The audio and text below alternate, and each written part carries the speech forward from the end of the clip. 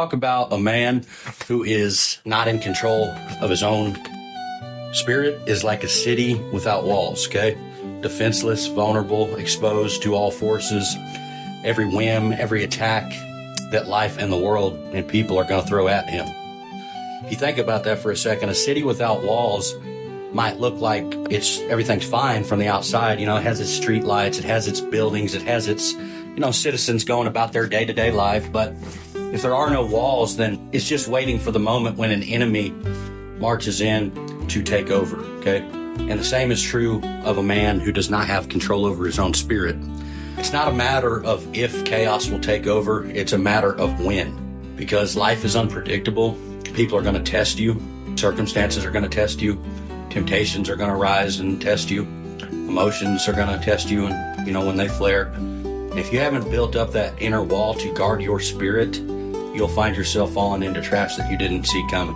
And that's something that's very important, because control over your spirit it's not just about like suppressing your anger or avoiding foolish decisions per se. It's about mastering the core of who you are. So your spirit is the seat of your discipline, of your emotions, of your willpower, and your faith, And if you let it run wild, your life will be wild. If you let it stay undisciplined, your life will be chaotic.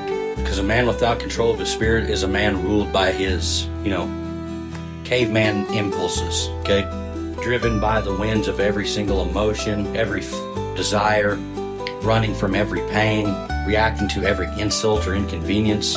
And that man becomes a slave to his feelings and the opinions of others who may not have his best interest in mind. So in that state of mind, a man cannot build a legacy or protect his family or stand firm if he can't not control his spirit. How can he do that? He can't. And that's what everyone needs to learn. Every man needs to know that. So if you imagine you're in a city that doesn't have walls, what happens when anger comes knocking, just marches in and takes over? It's going to lead you into fights that you didn't need to have. It's going to burn bridges you were meant to walk across. It's going to make you say things that you can't take back. It's going to make you hurt people that you didn't mean to hurt. And when that temptation shows up, it strolls in without resistance, convincing you to make choices that feel good in the moment but destroy your future. And then you got fear. Like, fear doesn't just knock, it barges in without asking, paralyzing you, keeping you small, convincing you to abandon the mission you are called to fulfill. So a man who is ruled by anger, temptation, fear, or any other force than that is not free, because he's a prisoner in his own body, a servant to his uncontrolled spirit. And that's what we want to break. So if you flip the script and you imagine a city with walls that are strong, fortified, impenetrable, then this is a man who has mastered his spirit. When anger knocks, it hits a wall of self-control and is turned away. When temptation comes, it finds no entry because discipline guards the gates. And when fear tries to creep in, which is the hardest one to overcome, if you have control of your spirit, then that gets stopped by this foundation of faith and courage. Like I said, fear is the most hard one to overcome. Now, this man that has control of his spirit is not perfect, but he's prepared, okay? He doesn't let circumstances dictate his behavior. He chooses his behavior regardless of the circumstances. So he is proactive, he is intentional, he's steady. His walls protect him and everyone else inside that city, meaning his family and everybody, his friends, his community, what have it. Okay? They all benefit from the strength of that spirit because his walls are refuge in the storm that is life. Okay? It's a shield against the chaos of an outside world with different intentions. Building those walls takes work. It's not easy. If you've been not had control of your spirit, then it doesn't happen overnight, okay? It's literally a skill that has to be developed through practice and patience and persistence. And the first step is self-awareness, okay? You can't control what you do not understand, so you have to learn to recognize what's triggering you, or even that you're being triggered, so your weaknesses, and the patterns of your behavior. What makes you angry? What tempts you? What scares you? And once you've figured all those things out and you be honest with yourself, then you begin to gain some agency, because you can then figure out what to do. But a man who lies to himself about the struggles that he has is like a city that pretends it does not need walls. So once you know your vulnerabilities, you can start to fortify them. Okay? This is where discipline comes in. This is where courage comes in. But, discipline is the brick and mortar of your walls. It's the daily things that you practice, your consistent choices, and the small victories that you build your strength up over time that make you more, rooted in who you are. Because discipline is not glamorous at all. It's not fun usually, but it is in a certain way, because it's the foundation of a strong spirit.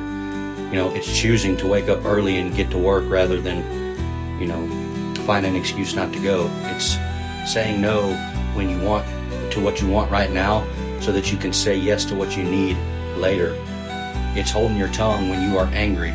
It's walking away when you are tempted and, turned away, whatever. It's standing firm in conquering your fears when you are nervous or afraid. Because every time you exercise this discipline to overcome, you just put another brick to your walls of protection around your spirit. Okay? Discipline is not enough alone, though. You also need wisdom.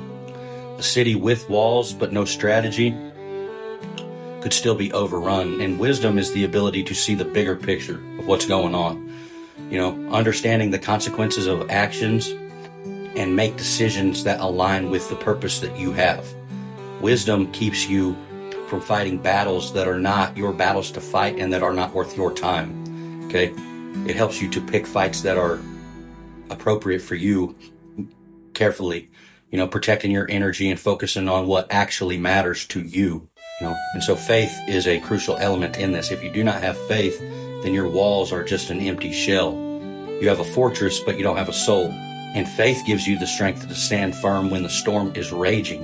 You got to understand there's purpose in your pain, and you have to believe that victory is possible even when it seems out of reach. And that's where faith connects you to something greater than yourself, because we all need that. It reminds you that you're not fighting this battle alone, because a man with faith has an anchor to his spirit. And that source of strength goes beyond his own abilities, and every person needs that. So no matter how strong you are, or no matter how strong your enemy might be, the God who guards his city is always going to be stronger than the man, no matter how tough the man is that has no control of his spirit. So when you have humility, a city that walks too proud to ask for help is still vulnerable. Humility allows you to recognize your need for guidance, for correction, for support, and it keeps you teachable, okay? Keeps you open to growth, keeps you willing to learn from your mistakes. And humility is very hard if it feels like humiliating to have humility, but it's going to strengthen who you are and your resistance to understand that you're not invincible, that you do need other people, and that you are always a work in progress. And that's should be true of everybody, But when you pair self-awareness with discipline, wisdom, faith, and humility, then you have a foundation of what is called a controlled spirit. And that's the building blocks that you need to have the walls that protect you and your family and your community, and allows you to be able to protect what is yours, your spirits that are in your community, your family, your friends, whatever, and live in your purpose, okay? Because it's not just about protecting yourself, it's about creating a legacy. Because if you're just trying to safeguard your own life, you just become a fortress for others, Your wife is going to need to find security in your strength. Your children are going to need you to guide them with grace and wisdom and love and all of it, Your community needs to be able to find hope and faith in you. If you want to be a leader and a protector and a provider, it's not because you're perfect, but you've prepared. So you don't wait to have the storm come to your gates. You build the walls now and take control of your spirit, brick by brick, moment by moment, choice by choice, until you become the man that you were created to be, which is steady, confident, strong, unshakable, to be able to resist outside forces that may have, you know, staggered intentions compared to you and what protects you and your family. And it's not about like being unaccepting of certain type. It's just, it is about knowing who you are, and there's things that you stand for and there's things that you do not. If you don't know who you are, then it's impossible to have that. So every person needs to have hope and faith, and then most importantly love, which is a beautiful thing to really watch come together. But yeah, without that, it's a wild world out there, you know. But I can see God working in my life. I know the waiting is the hardest part right now, but it's been awesome, man. I just looking back, like I'm not even mad about the stuff that I went through, because like just the understanding of what's going on now that I know, like I'm so happy about because when you're going through this war, it just seems like you're just losing people that you love, like in your mind. You're fighting this war in your mind. You didn't ask for this war, but like it just seems like you're losing everybody that you love. It's like if you pick loyalty to this person, then you're losing this person. And it's not really about that, I've come to figure out. It's more about that there is things that should be stood for, that both sides are trying to communicate to you. And it wasn't necessarily that anybody meant to hurt you. It's just, this is what happens when a man doesn't have control of his spirit. So if you have like a split family or something, you know, the kids are going to suffer from that. And it's not necessarily the mother's fault. It's always going to be the man's responsibility, but it's not like necessarily that the father meant to hurt anybody. It's not that this grandpa or this grandpa but no, they each stand for what is right. It's just that, you know, when you're not in control of your spirit and you grow up that way, and then you know you're being broken out of it, it's going to seem as if people that actually have your best interest at mind don't, because they're trying to wake you up to something, but it's not something that you just get figured out in one day, you know.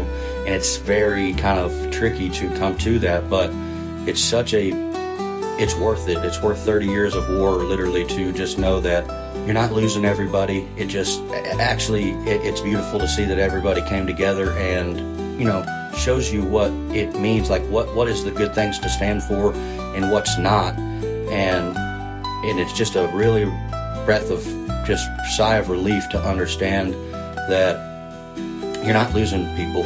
You just had to kind of figure out what your spirit was, because you probably didn't know, because you were getting so many mixed signals. But at the end of the day, the fact that people come together to show you this shows you that the world is good, and the future that you have is just, I couldn't be more, just, I can't wait. I'm thankful. It's beautiful. So anyways, hope this helps somebody out there, and thanks for watching, and I will see you guys next time. God bless.